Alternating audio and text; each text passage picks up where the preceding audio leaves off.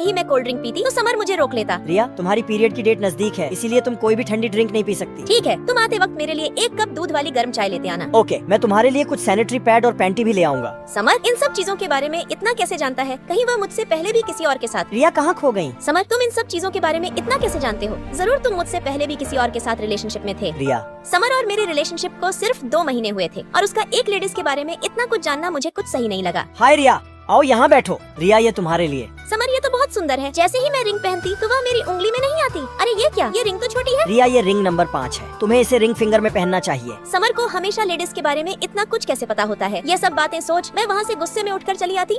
रिया, ये देखो, मैंने तुम्हारे लिए काढ़ा बनाया है, इससे तुम्हें पीरियड के दर्द में आराम मिलेगा। लाओ, मैं खुद पी लूंगी। अब तो मुझे पक्का यकीन हो गया था कि समर मुझसे पहले किसी और के साथ रिलेशनशिप में था और उसी ने उसे यह सब सिखाया है। सच में समर मूवी देखकर बहुत मजा आया। मुझे तो उम्मीद भी नहीं थी कि हमें टिकट मिलेंगे। हर बार टिकट आसानी से मिल जाते थे, लेकिन इस बार बहुत कठिन था। क्या इसका मतलब तुम पहले भी बहुत बार किसी और लड़की के साथ मूवी देखने आए हो? रिया, ये तुम क्या बोल रही हो? मैं किसी और लड़की के साथ नहीं, अपने दोस्तों के साथ मूवी देखने आया हूँ। अच्छा, तो फिर एक लेडीज की अंदरूनी बातें भी तुम्हें तुम्हारे दोस्तों ने ही बताई होंगी। इतना कहकर मैं वहाँ से चली जाती। मैं कमरे में उदास बैठी होती, तभी वहाँ समर आ जाता तो मैं मुंह फेर लेती। इसे सूंघ कर बताओ कि इसकी खुशबू कैसी है। ये तो मेरी फेवरेट ऑरेंज फूल की खुशबू है। अब से ये मेरी भी फेवरेट है और हमेशा हमारे कमरे में महकेगी। ये सब करने से सच नहीं बदल सकता कि मुझसे पहले भी तुम्हारी लाइफ में कोई और था। रिया, मैंने सिर्फ तुमसे ही प्यार किया है और मुझे इन सब चीजों के बारे में तुमने ही बताया है। मैंने? हाँ, जब तुम मुझसे छुपकर मेरी बर्थडे पार्टी का अरेंजमेंट कर रही थी तब मैंने सब सुन लिया। और जब मेरे पेट में दर्द हो रहा था तो तुमने पहली बार किचन में जाकर मेरे लिए दलिया बनाया और उसको बनाते हुए तुम पूरी काली हो गई थी। समर, ये देखो, मैंने तुम्हारे लिए दलिया बनाया है। खाकर बताओ कैसा बना है।